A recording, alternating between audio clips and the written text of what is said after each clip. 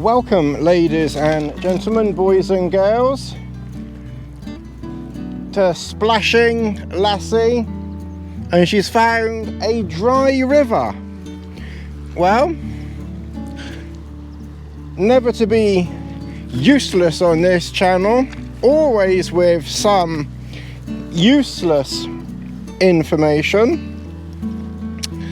What we have here, if I can just get down here, will admit my tired old 50-year-old legs are not as I'm not as agile as I was. I'm getting too freaking bloody sodding effing old and too flaming tired. Right, but what we have here is an Oxbow leg. An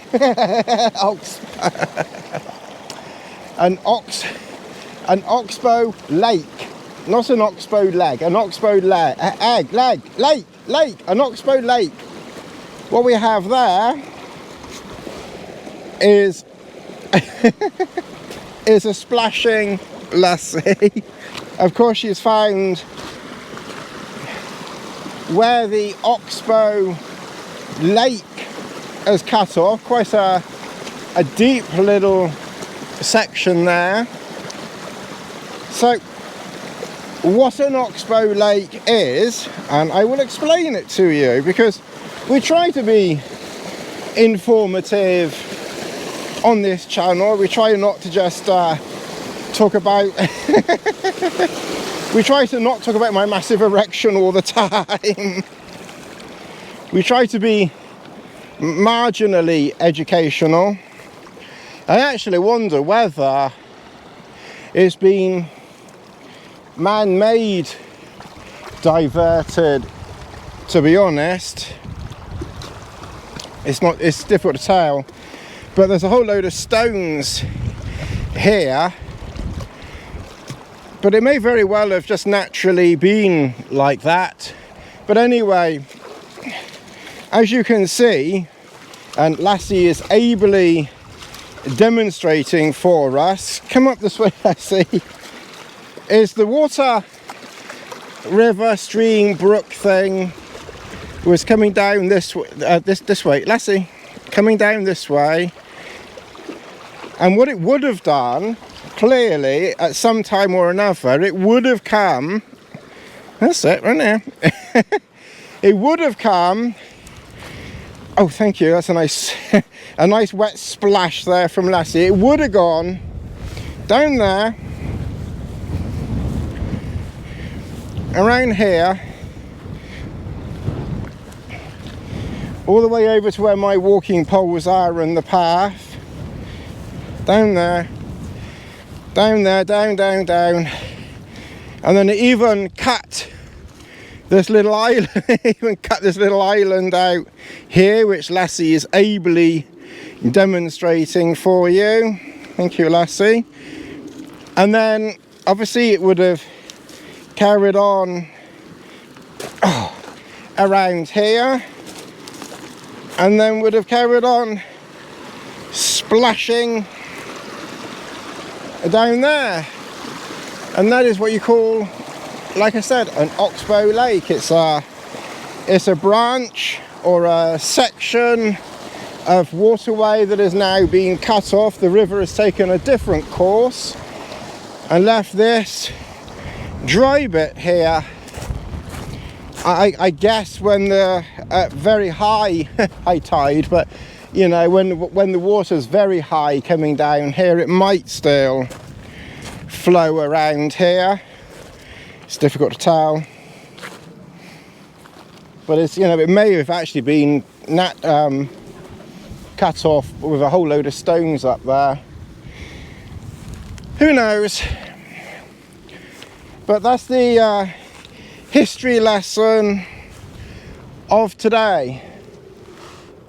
I'll see you further up. Obviously we're in the Lake District again, and we're going to be camping in a slightly different place. We've actually got some nice weather today.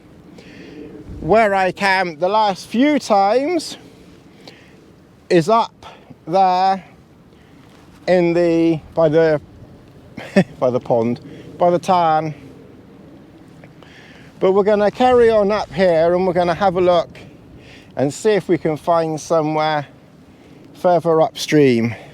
Okay, so we've pitched the Trailstar up here. Make sure to subscribe, like, notifications and all for videos on this and everything else. You can see I've pitched the Trailstar on the side of this mountain here, so don't believe anybody that says that you can't pitch the Trailstar in relatively snug places. You know, I pitched it up around there. Anyway, we're going to have a dedicated Trailstar video, you know, on this type of thing. So what we've done is we've walked up from Wasdale Head down there in the valley, walked up, and then we kind of followed the stream up to down here somewhere, and then that's obviously the top of the valley there. And you know, basically I was down by the water and I knew that there is a footpath down there of sorts, and I was thinking, well, there's bound to be a few bods walking around, you know, probably not many, but I thought, well, you know, I don't want to be too close to the path for people walking past. Lassie might end up barking, and I don't really want people, you know, saying hello all the time. So I basically sort of came up here and I thought, well, we'll just come up here and have a look around here and just see if we can find a flat spot up here. And we just about found somewhere, you know, over there. It's not the greatest of places to pitch, but it's you know, certainly good enough for tonight. And then tomorrow I haven't got to go far, get my water from over where Lassie is, head up to the path there, and then we go left. And basically there's two peaks along there, Red Pike and something or other. And the plan basically for tomorrow is just to go to one of those peaks. So I'll grab water here because we're not going to see any water tomorrow. So grab water here, fill up everything, and then find somewhere, you know, along there, you know, to pitch up for the night. And then the next day we'll come down the other side and hopefully pitch somewhere by water. We'll go back down into the valley again. But it's cooling off a little bit here now because we're in the shade. There's obviously sunshine. Sunshine! I don't think I'll make Frank Sinatra or whoever sang that. So yeah, so this is our that's the view. If the wind hadn't been coming up the valley, then we would have had a view, you know, similar to that. Instead we got a view like that, which is not bad though, not bad. That's whatever it's called. I once said in a video last year, you do get some funny people commenting, whatever that's called, it's a really difficult thing to climb over and along Kirk something or other, and because I got the name wrong, someone said, oh, you're very dangerous out there. You're very dangerous, you don't even know where you are, you're going to get lost, you don't even know where you are. Oh dear, there are some funny people. We got a moon. We got the moon somewhere up there, you can probably see it. All right, well, it's coming up to 7 o'clock actually. It's going to be 7 o'clock soon. So I think we really probably need to have a pee out here and get inside, to be honest, and settle down for the evening. That's the inside. I filled up with water. You can see we've got hopefully enough. Obviously some of the real estate in here is slightly taken up with this hill here, so we might have to sort of jiggle about a bit as to exactly where we sleep in here. I mean, it quite literally is so big in here that we'll find we could even sleep across this way actually. It's so bloody massive in here. There's not enough room in here. Look at this, I can bloody stand up. Well, almost. Oh God, there's not enough room. Look, I can go around me bowl. Not enough room. Oh God, people make you laugh. You've got to have a laugh, haven't you? All right, anyway, that's enough of me. That's enough of me taking the piss of some of my ridiculous subscribers. Oh yeah. Oh, well, I always say if people haven't got a sense of humour, then you're watching the wrong bloody channel. Go and watch someone else. Oh dear. I say, look, we've got a rockery in here too. You know, last time on Dartmoor we had the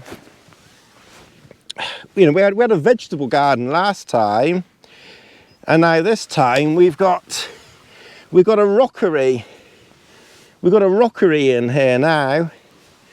Anyway, I'm going to figure out where I'm gonna lie.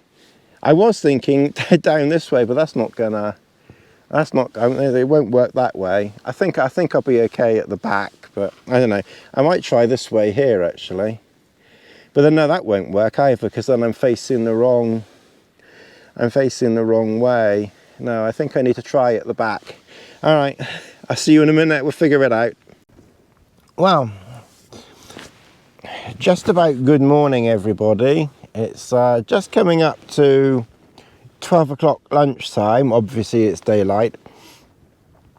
On my first whole day here. So we slept last night in our rockery. I haven't shown you around camp here, so we've got some rockery business going on here and here, and then we also have, so if I hold the GoPro kind of at my ground level, you can see that corner of the Trailstar is raised up, as I was saying yesterday, at least 60 to 70 centimeters from ground level.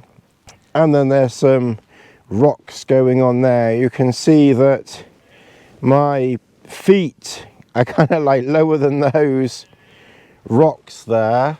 That's my view. And then you can see one person, looks like they've probably got boots and gaiters on, I'm guessing. Of course, I just wore my trail shoes, drying my socks out there. I would expect that the walk today will mostly be dry underfoot, unless it rains, then I might get wet feet, or if there are some puddles or something like that. But really today we just have to walk down through there, pick up one of those paths, turn left, and it's maybe about 3 kilometers to walk today, which actually is kind of similar to yesterday. The only difference is I'm going to be having to carry all of my water, which is going to be 2+ litres in that one, 2+ litres in that one, and then these 2 bottles filled up, 591 ml. About 5+ kilograms of water we'll be carrying today, but that's fine. My pack is probably a similar weight to my last camp on Dartmoor, so it's probably about 10 kilograms. The only thing that's probably a bit heavier is, obviously I've brought the Seal Nylon Trailstar, which will be fractionally heavier than the grey Solo tarp, but I don't think it's going to be very much heavier. Other than that, everything else is pretty much the same. I will eat a little bit more before going, so that will reduce the weight a tad, and then we will make our way onwards and upwards, as they say. I'm on a slight downward slope here. I have noticed that I do regularly slide down that way, especially when I'm moving around. I didn't notice it so much during the night, thankfully. I think because once I was asleep, I tended to be, I guess, still mostly, and therefore, you know, I didn't slip and slide around so much. But it's been very relaxing here. Like I said, I've literally had about 3 people down in the bottom of the valley, so you could see shapes, but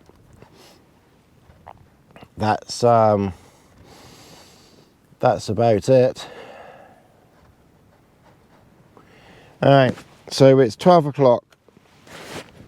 I'm going to do a separate video on something else in a minute, and then I'll have a tea and slowly start to pack up, I think, and then try and get going 2 to 3.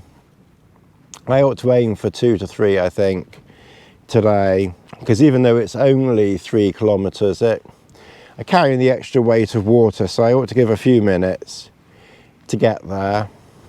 And it would be nice to try and get there by about 5, give or take a bit. And then at that time, there's less chance of many people, if anybody realistically, being up here on the fells.